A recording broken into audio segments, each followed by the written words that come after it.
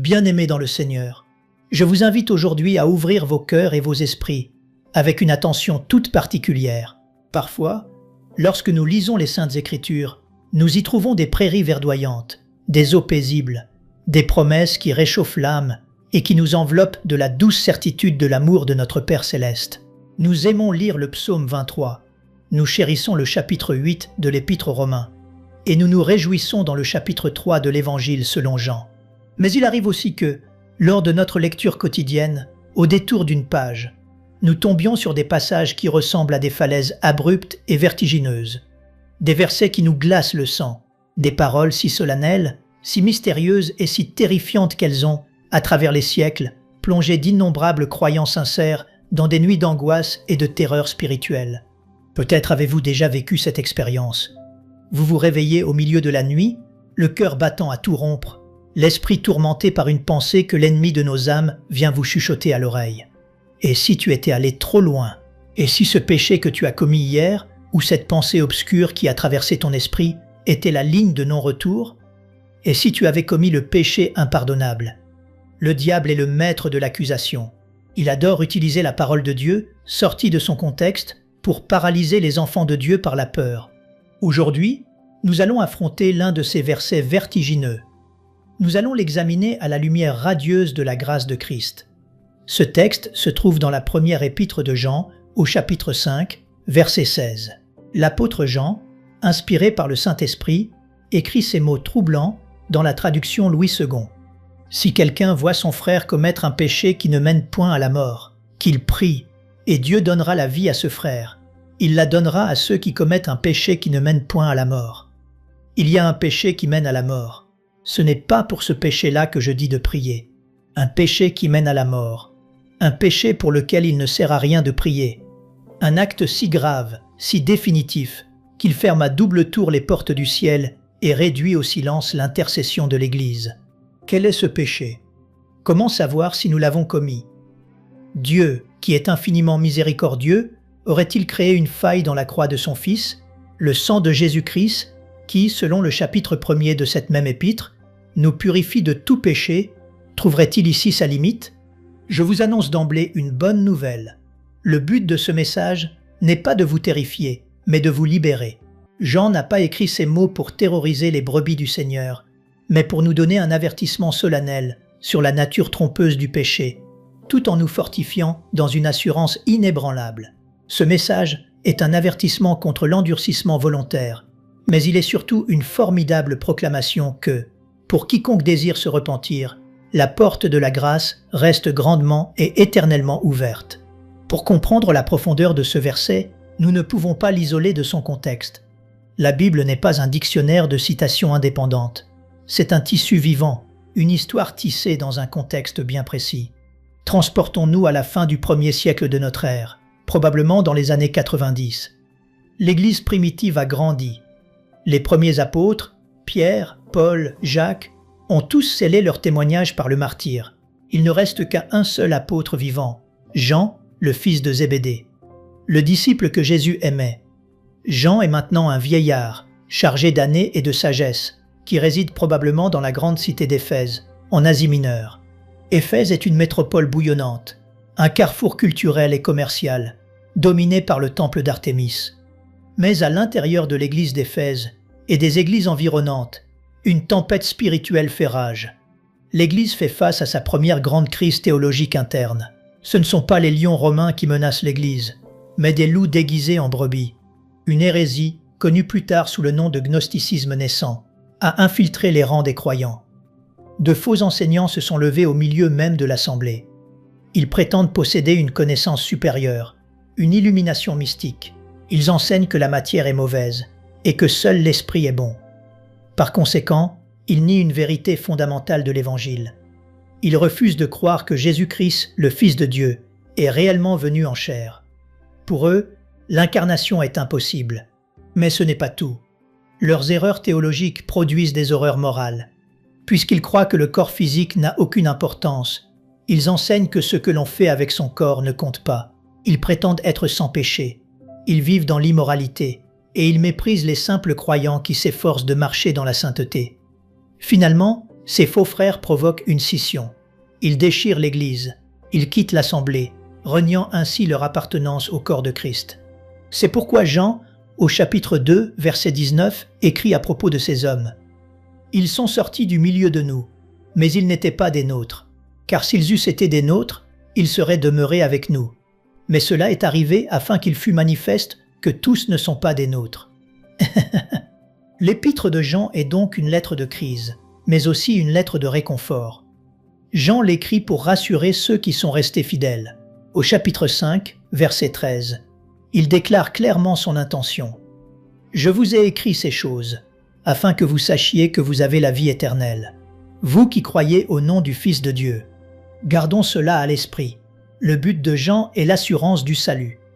Il veut que les croyants sachent qu'ils sont sauvés. C'est dans ce contexte immédiat d'assurance divine qu'il aborde, quelques lignes plus loin, la question épineuse du péché qui mène à la mort. Il parle ici de ceux qui, comme les faux enseignants, ont franchi une limite invisible, une ligne de non-retour dans leur rébellion contre Dieu. Avant de définir avec précision ce qu'est ce péché fatal, nous devons absolument défricher le terrain et écarter les fausses interprétations qui ont empoisonné l'Église pendant des siècles. Tant de croyants sincères vivent dans la captivité parce qu'ils ont mal compris ce texte. Premièrement, ce péché n'est pas ce que la tradition médiévale a appelé un péché mortel, par opposition à un péché véniel. Une certaine théologie a divisé les péchés en deux catégories. Les petites fautes qui nécessitent une simple prière, et les fautes graves qui privent instantanément l'âme de la grâce de Dieu et mènent en enfer si elles ne sont pas confessées selon un rite précis. Mais la Bible ne fait pas cette distinction dans la justification. Aux yeux du Dieu trois fois saint, tout péché, de la plus petite pensée orgueilleuse au meurtre le plus odieux, est une offense infinie qui mérite la mort éternelle. L'Épître aux Romains, chapitre 6, verset 23, le dit sans ambiguïté. Car le salaire du péché, c'est la mort, mais le don gratuit de Dieu, c'est la vie éternelle en Jésus-Christ notre Seigneur. Seul le sang de Jésus nous lave de la condamnation de la loi. Deuxièmement, le péché qui mène à la mort n'est pas un acte moral spécifique et horrible, comme le meurtre, l'adultère ou le vol. Pensez au roi David. David, l'homme selon le cœur de Dieu, a marché sur les terrasses de son palais, a convoité Bathsheba, a commis l'adultère avec elle, puis, pour cacher sa faute, a froidement organisé l'assassinat de son mari, Uri le Héthien. Adultère, mensonge, complot, meurtre. Aux yeux de la justice humaine, David méritait la peine capitale. Était-ce un péché qui mène à la mort spirituelle? Un péché impardonnable? Non. Lorsque le prophète Nathan est venu le confronter, David a été brisé. Il a pleuré amèrement. Il a composé le psaume 51, un chef-d'œuvre de repentance. Et Dieu, dans sa grâce infinie, lui a pardonné. La restauration a été douloureuse, mais le salut de David n'a pas été perdu. Troisièmement, il est crucial de préciser que le péché qui mène à la mort n'est pas le suicide. Pendant des générations, une tradition très lourde a enseigné que, puisqu'une personne qui saute la vie n'a pas l'opportunité de se repentir après son acte, elle va irrémédiablement en enfer. C'est une pensée terrible qui a ajouté une culpabilité insoutenable au deuil dévastateur des familles. Mais cela contredit l'évangile de la grâce. Notre salut ne dépend pas de notre capacité à prononcer une dernière prière de repentance avant de pousser notre dernier soupir. Notre salut repose entièrement sur l'œuvre achevée de Christ à la croix. Si un véritable croyant, submergé par une maladie mentale, une dépression clinique ou un désespoir écrasant, en vient à cet acte tragique, c'est une profonde tragédie terrestre, mais ce n'est pas le péché impardonnable. L'apôtre Paul nous rassure dans l'Épître aux Romains, chapitre 8, versets 38 et 39, que ni la mort, ni la vie, ni aucune autre créature ne pourra nous séparer de l'amour de Dieu manifesté en Jésus-Christ. Enfin, ce péché n'est pas le fait de lutter continuellement contre une tentation tenace ou de trébucher à nouveau dans une faiblesse chronique. L'apôtre Paul lui-même décrit son propre combat intérieur dans le chapitre 7 de l'Épître aux Romains. « Car je ne fais pas le bien que je veux, et je fais le mal que je ne veux pas. » La lutte contre le péché est la preuve même que vous avez la vie spirituelle en vous. Un cadavre ne se bat pas. Seul un homme vivant ressent la douleur. Si vous pleurez sur vos péchés, si vous êtes frustré par vos échecs, si vous criez à Dieu pour obtenir la délivrance, réjouissez-vous, car c'est la preuve irréfutable que le Saint-Esprit habite en vous. Alors, Si ce n'est ni le meurtre, ni le suicide, ni la lutte quotidienne d'un cœur imparfait, quel est donc ce mystérieux péché qui mène à la mort? Ce péché pour lequel Jean ne recommande même pas de prier. Pour le comprendre, nous devons relier l'enseignement de Jean à d'autres avertissements solennels du Nouveau Testament. Il y a une harmonie parfaite dans les Écritures. Jean nous parle ici d'un état spirituel bien précis. Il ne s'agit pas d'un acte isolé commis dans un moment de faiblesse. Il s'agit d'un état persistant, d'une apostasie délibérée, consciente, calculée et définitive. Ce péché correspond à ce que Jésus-Christ lui-même a qualifié de blasphème contre le Saint-Esprit. Rappelez-vous la scène dans l'Évangile selon Matthieu, au chapitre 12. Jésus guérit un homme possédé, aveugle et muet. La foule est émerveillée. L'évidence de la puissance divine est éblouissante. Jésus démontre par ses œuvres, par sa grâce et par son pouvoir qu'il est le Messie attendu. Mais les pharisiens, les chefs religieux, ceux-là même qui connaissent les Écritures sur le bout des doigts, voient ce miracle de leurs propres yeux et déclarent publiquement: cet homme ne chasse les démons que par Béelzébul, prince des démons. Il ne se trompe pas par ignorance. Il voit la lumière parfaite et il décide de l'appeler ténèbres. Il voit l'œuvre de l'Esprit de Dieu et l'attribue délibérément à Satan. C'est à ce moment que Jésus prononce cet avertissement glaçant. C'est pourquoi je vous dis, tout péché et tout blasphème sera pardonné aux hommes, mais le blasphème contre l'Esprit ne sera point pardonné. Évangile selon Matthieu, chapitre 12, verset 31. Pourquoi cela n'est-il pas pardonné? Parce que le rôle du Saint-Esprit est de nous convaincre de péché et de nous attirer à Christ pour recevoir le pardon. Si une personne rejette catégoriquement le Saint-Esprit, si elle piétine la seule force capable de l'amener à la repentance, elle détruit le seul pont qui la relie à la grâce de Dieu. Dieu ne lui refuse pas le pardon par manque d'amour, mais cette personne a anéanti sa propre capacité à le recevoir. Elle s'est enfermée de l'intérieur. L'auteur de l'Épître aux Hébreux décrit cette même réalité spirituelle d'une manière tout aussi saisissante. Dans le chapitre 6, il parle de ceux qui ont été une fois éclairés, qui ont goûté le don céleste, qui ont eu part au Saint-Esprit, qui ont goûté la bonne parole de Dieu et qui tombent, c'est-à-dire qui se détournent délibérément de la foi. L'auteur déclare qu'il est impossible de les renouveler et de les amener à la repentance, puisqu'ils crucifient pour leur part le Fils de Dieu et l'exposent à l'ignominie. Épître aux Hébreux, chapitre 6, verset 6. Frères et sœurs, voilà l'essence du péché qui mène à la mort.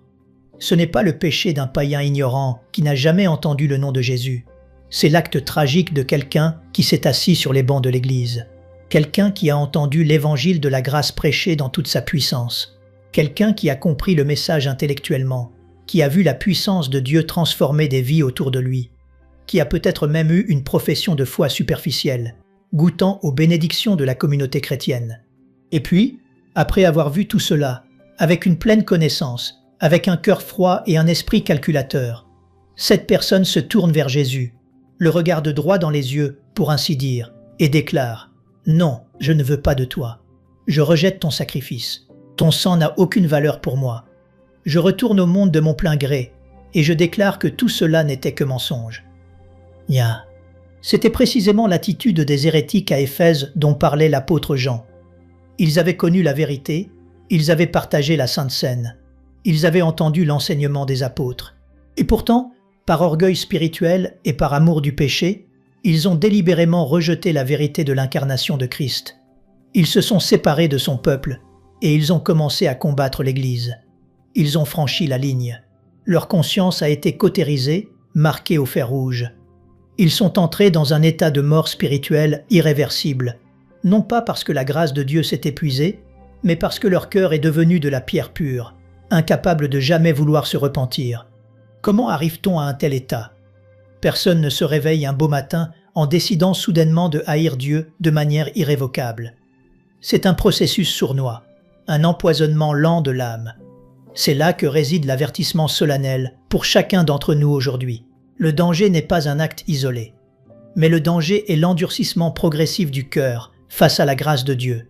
Laissez-moi vous brosser un tableau, une image biblique saisissante de ce processus d'endurcissement. Retournons des milliers d'années en arrière dans les palais grandioses de l'Égypte antique, à l'époque de Moïse. Le livre de l'Exode nous raconte l'histoire du Pharaon. Le Seigneur envoie Moïse exiger la libération du peuple hébreu. Dieu commence à envoyer des plaies sur l'Égypte. Au début, lisons attentivement le texte. Face aux premières plaies, la Bible dit « Pharaon endurcit son cœur. Il voit le fleuve Nil transformé en sang. Il voit les grenouilles envahir son palais. Il voit les mouches venimeuses. La puissance de l'Éternel est évidente. Ses propres magiciens lui disent « C'est le doigt de Dieu ». Mais Pharaon serre les poings, serre les dents et choisit délibérément l'orgueil. Il étouffe la voix de sa conscience. Il dit non à Dieu. Mais observez ce qui se passe de manière terrifiante à mesure que les plaies s'enchaînent. Après plusieurs avertissements ignorés, après une série de refus volontaires, le texte biblique change de formulation. Il ne dit plus seulement que Pharaon endurcit son cœur. Il dit, de façon redoutable, « L'Éternel endurcit le cœur de Pharaon. » Que s'est-il passé? Dieu a-t-il forcé un homme innocent à pécher? Jamais. L'Éternel est le juge juste de toute la terre. Ce qui s'est passé, c'est que Pharaon a tellement résisté à la grâce, il a tellement repoussé la lumière, qu'à un moment donné, Dieu a reculé. Dieu l'a livré à lui-même. Dieu a respecté la décision obstinée de Pharaon et a scellé son choix. Le cœur de Pharaon est devenu comme de l'argile cuite sous un soleil de plomb. Au début, il pouvait être modélé, mais à force d'exposition à la chaleur de la rébellion, il est devenu solide, cassant, incapable d'être transformé. C'est cela le péril de jouer avec le péché. C'est cela le péril d'entendre l'Évangile dimanche après dimanche, de ressentir la douce conviction du Saint-Esprit frapper à la porte de votre cœur, et de dire constamment « Pas aujourd'hui, Seigneur, plus tard. Je veux encore profiter de ce monde. Je veux encore garder cette relation toxique. Je veux encore chérir mon orgueil. » Hirpirtar. Chaque fois que vous entendez la vérité et que vous la repoussez consciemment, votre cœur développe une fine couche de callosité. Imaginez vos mains lorsque vous commencez à faire un travail manuel difficile. Au début, la peau est tendre. Vous avez des ampoules, vous ressentez la douleur. La conviction de péché, c'est cela. C'est la sensibilité de l'âme, c'est une douleur salutaire, une alarme de sécurité. Mais si vous continuez à frotter, à ignorer la douleur, la peau s'épaissit. Des durillons se forment. Bientôt, vous pouvez manipuler les mêmes outils sans rien ressentir du tout. Les nerfs sont engourdis. Celui qui joue avec l'endurcissement joue à la roulette russe avec son âme éternelle. Il vient un moment inévitable où le cœur est tellement calleux, tellement cautérisé, que le Saint-Esprit cesse de lutter avec l'homme.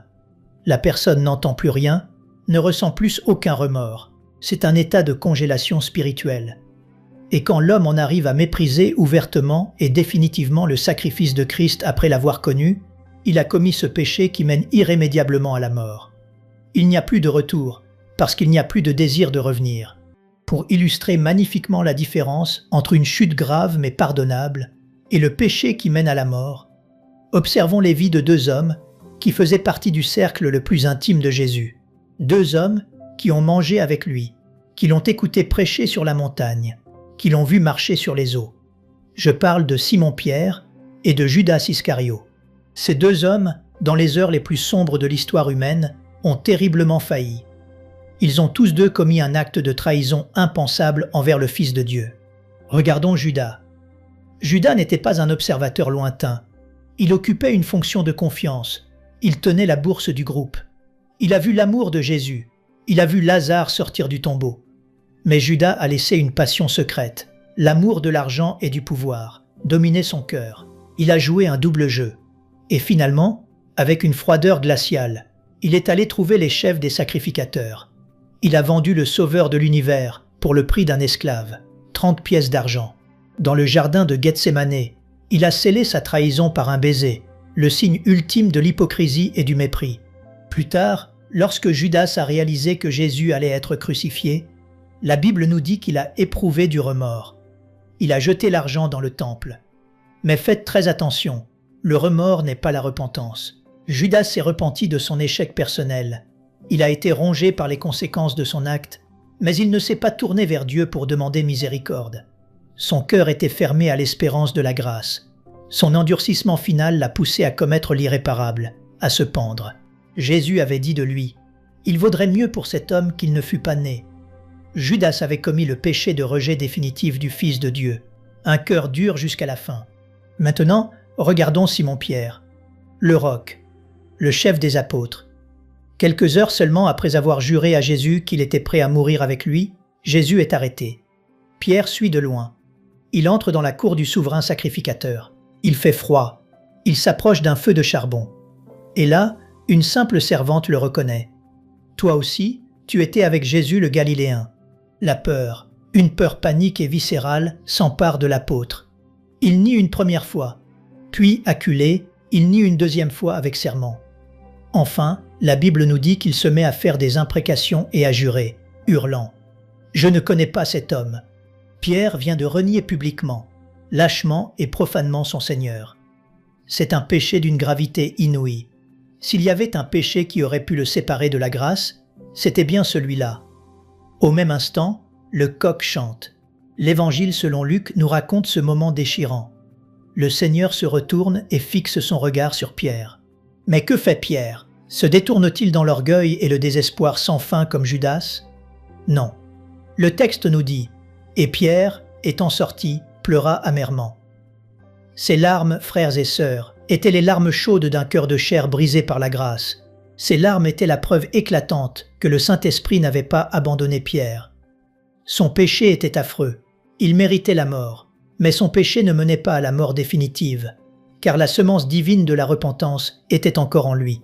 Plus tard, sur les rives du lac de Tibériade, le Christ ressuscité viendra restaurer Pierre, avec douceur et tendresse, lui demandant par 3 fois « M'aimes-tu ?» effaçant ses 3 reniements. Voici la vérité fondamentale que vous devez saisir aujourd'hui. La différence entre le péché qui mène à la mort et le péché qui est pardonné ne réside pas toujours dans l'acte extérieur en lui-même. Elle réside dans la disposition intérieure du cœur envers le seul médiateur. Celui qui s'est endurci au point de non-retour n'aura jamais envie de pleurer amèrement. Il ne cherchera pas le visage de Christ.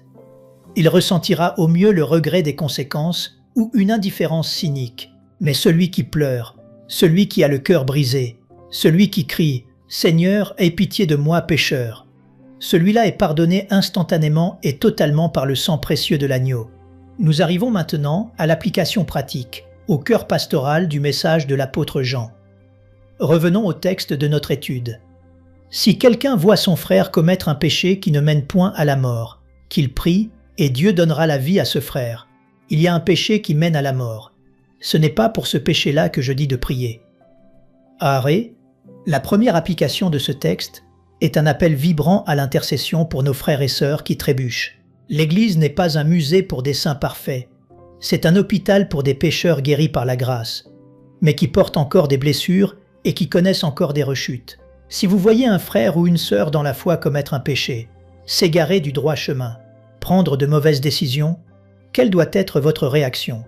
La nature humaine charnelle veut juger, condamner, faire des commérages, pointer du doigt avec mépris. Mais l'Esprit de Christ nous appelle à faire une seule chose avec urgence, prier. Qu'il prie, et Dieu donnera la vie à ce frère. L'intercession fervente de l'Église a le pouvoir surnaturel de ramener un rétrograde dans le chemin de la vérité. Nos prières sont le canal par lequel la grâce restauratrice de Dieu coule dans la vie des affligés. N'abandonnez jamais quelqu'un qui lutte contre ses démons. Priez, pleurez devant Dieu, jeûnez s'il le faut, car tant qu'il y a de la vie, le pardon est disponible. Mais Jean ajoute cette réserve douloureuse. Il y a des cas extrêmes. Il y a le cas de cet homme ou de cette femme, comme les faux frères d'Éphèse, qui, après avoir tout connu de l'Église, la renie ouvertement, maudit le nom de Christ de manière définitive, attaque la foi et démontre un cœur totalement mortifié. Pour ce péché final d'apostasie, Jean dit « Ce n'est pas pour ce péché-là que je dis de prier ». Il ne dit pas qu'il est formellement interdit de prier, mais il ne l'ordonne pas. Pourquoi? Parce que Dieu respecte le libre arbitre poussé à son paroxysme. L'homme qui crache délibérément sur l'unique remède se condamne lui-même au poison.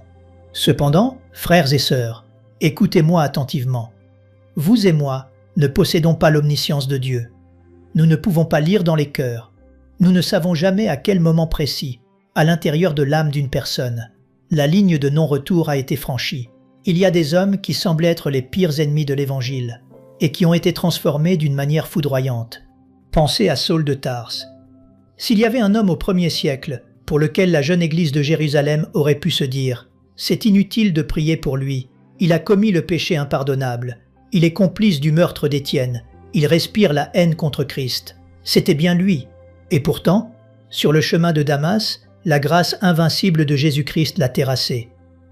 Le persécuteur sanguinaire est devenu le plus grand apôtre de tous les temps, l'apôtre Paul. C'est pourquoi notre devoir, notre appel suprême, c'est de continuer à prier pour tous ceux que nous aimons, jusqu'à ce que Dieu nous arrête de manière évidente ou jusqu'à leur dernier souffle. Ne soyez pas prompt à déclarer quelqu'un perdu à jamais. Laissez ce jugement solennel au souverain juge de la création. Pour votre part, continuez de semer l'amour, de témoigner de la vérité et de prier avec ferveur, espérant contre toute espérance. La deuxième application s'adresse à vous, directement. À vous qui êtes assis ici ou qui écoutez ce message et qui avez le cœur lourd. Je m'adresse à l'âme troublée. À vous qui regardez votre passé ou vos pensées secrètes et qui tremblez en vous disant « Est-ce moi ? Ai-je offensé Dieu au point où il ne me pardonnera plus jamais ? Mon cœur est-il devenu trop dur ?» Ah, je veux vous libérer aujourd'hui avec la pureté de la vérité évangélique. Écoutez bien ce que le Saint-Esprit vous déclare. La peur même que vous ressentez, l'anxiété même d'avoir offensé Dieu, la douleur dans votre conscience est la preuve absolue, incontestable et irréfutable que vous n'avez pas commis le péché qui mène à la mort. Un homme mort ne ressent pas la douleur de sa propre mort. Un cœur endurci et apostat ne s'inquiète jamais de savoir s'il a péché contre Dieu. Il s'en moque éperdument. L'homme qui a franchi la ligne de non-retour vit dans une fausse paix, celle du cimetière spirituel. Le fait que vous trembliez devant la sainteté de Dieu démontre que la vie de Dieu est toujours à l'œuvre en vous. Le fait que vous ayez envie d'être pardonné prouve que le Saint-Esprit est en train de vous attirer au pied de la croix. Satan est un menteur. Il vient vous accuser de crimes impardonnables pour vous maintenir loin de la communion avec le Père. Ne l'écoutez pas. Courez à Christ. L'apôtre Jean, quelques chapitres avant ce verset difficile, a écrit l'une des plus belles promesses de toute la Bible, dans la première épître de Jean, au chapitre 1er, verset 9. « Si nous confessons nos péchés, il est fidèle et juste pour nous les pardonner, et pour nous purifier de toute iniquité. » Remarquez l'universalité de cette promesse. Toute iniquité. Peu importe les abysses de vos échecs, peu importe le nombre de fois où vous êtes retombé, peu importe la honte qui couvre votre visage. La justice de Dieu a été satisfaite par le sang de l'agneau immolé. L'océan de la miséricorde divine est infiniment plus vaste et plus profond que la flaque boueuse de vos transgressions. Si vous venez à Jésus avec un cœur sincère, il ne vous repoussera jamais. Jamais. En conclusion, bien-aimés, levons les yeux au-delà de nos misères et regardons au calvaire. Regardons au mont Golgotha. C'est là que se trouve la réponse finale à toutes nos angoisses. Le péché qui mène à la mort, c'est le rejet conscient, volontaire, orgueilleux et ultime de cette croix. C'est refuser le seul remède de l'univers. Mais pour vous qui embrassez cette croix, pour vous qui vous prosternez à l'ombre de cet arbre ensanglanté, il n'y a plus aucune condamnation. Le Seigneur Jésus a porté le poids insoutenable de la colère divine. Sur la croix, le ciel s'est assombri, la terre a tremblé, le Fils unique a poussé ce cri d'angoisse. « Mon Dieu, pourquoi m'as-tu abandonné ?» Il a expérimenté la mort spirituelle, la séparation absolue, pour que vous n'ayez jamais à l'expérimenter. Il a bu la coupe de la justice divine jusqu'à la dernière goutte. Il n'en reste plus une seule pour ceux qui sont en Christ. Le voile du temple s'est déchiré de haut en bas. L'accès au trône de la grâce est grand ouvert. Il n'y a pas de péché si grand, pas de passé si sombre, pas de tâche si profonde, que le sang de Jésus ne puisse laver pour le rendre plus blanc que la neige. Ne laissez pas le diable jouer avec vos pensées. Ne vivez pas dans la terreur d'une doctrine mal comprise. Marchez dans la lumière. Ne jouez pas avec le péché. N'endurcissez pas votre cœur en remettant votre obéissance à demain, car le temps de la grâce, c'est aujourd'hui. Mais reposez-vous avec une assurance parfaite dans l'amour inébranlable du bon berger. Il a promis de garder ses brebis, et personne ne les ravira de sa main. La porte de la maison du Père est ouverte. La table du banquet est dressée. Rentrez à la maison. Laissez sa grâce vous envelopper. Laissez son pardon couler sur votre âme épuisée. Il est le Dieu qui ressuscite les morts, et il est le Dieu qui donne la vie abondante et éternelle. Je vous invite maintenant à incliner vos têtes. Fermons nos yeux et approchons-nous du trône de la grâce avec assurance. Seigneur notre Dieu, notre Père céleste, Créateur des cieux et de la terre, nous venons devant ta majesté sainte avec un profond respect. Tes paroles sont vraies, tes avertissements sont justes et tes promesses sont infaillibles. Père, nous te remercions d'avoir mis dans les Écritures des avertissements solennels. Nous savons que nos cœurs sont trompeurs et que nous sommes si prompts à nous refroidir et à justifier nos péchés. Garde-nous de l'endurcissement, Seigneur. Garde-nous de l'orgueil spirituel. Ne permets pas qu'un seul de tes enfants ici présents, ou écoutant ce message, ne s'habitue à la grâce au point de la mépriser. Garde nos cœurs de chair, sensibles à la douce voix de ton Saint-Esprit. Quand nous péchons, que ton Esprit nous reprenne vivement, et accorde-nous la grâce de pleurer amèrement comme l'apôtre Pierre, pour revenir en hâte dans tes bras. Je prie tout particulièrement aujourd'hui pour toute personne sous le son de ma voix qui est torturée par l'ennemi. Je prie pour cette sœur ou ce frère qui n'arrive pas à dormir, terrifié à l'idée d'avoir commis le péché impardonnable. Je brise ce mensonge au nom puissant de Jésus-Christ. Que le Consolateur descende maintenant même dans ce cœur brisé. Que ton esprit témoigne à leur esprit qu'ils sont enfants de Dieu. Remplace leur angoisse par la douce chaleur de ton pardon.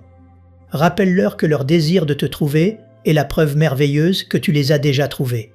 Nous intercédons aussi, ô Dieu, pour ceux que nous aimons et qui se sont éloignés, ceux qui ont connu l'Évangile et qui ont tourné le dos. Seigneur, nous ne savons pas où ils en sont, mais toi tu le sais. Nous te prions avec larmes et avec foi. Poursuis-les par ta grâce implacable. Brise leur orgueil avec amour. Réveille leur conscience avant qu'il ne soit trop tard, pour qu'ils puissent de nouveau confesser le nom puissant de Jésus. Nous te louons pour la croix. Nous te louons pour le sang versé. Nous te louons pour le tombeau vide. En toi, nous avons la vie, la lumière et l'assurance éternelle. C'est dans le nom suprême de notre Sauveur et Seigneur Jésus-Christ que nous avons prié, et tout le peuple de Dieu dit avec joie. Amen. Nous aimerions vous donner l'opportunité de faire de Jésus le Seigneur de votre vie. Voulez-vous bien prier avec moi? Dites Seigneur Jésus, je me repens de mes péchés. Viens dans mon cœur. Je fais de toi mon Seigneur et Sauveur. Et merci Seigneur pour le baptême du Saint-Esprit en moi. Dans le nom de Jésus. Par cette simple prière, nous croyons que le Saint-Esprit vous conduit sur le chemin de la nouvelle naissance. Allez dans une bonne église dont le fondement est la parole de Dieu, passez par les eaux du baptême et donnez à Dieu la première place. Nous espérons de tout cœur que ce message vous encouragera. Si vous connaissez quelqu'un qui puisse être encouragé, s'il vous plaît, envoyez-le lui pour nous aider à atteindre plus de gens et à propager l'Évangile.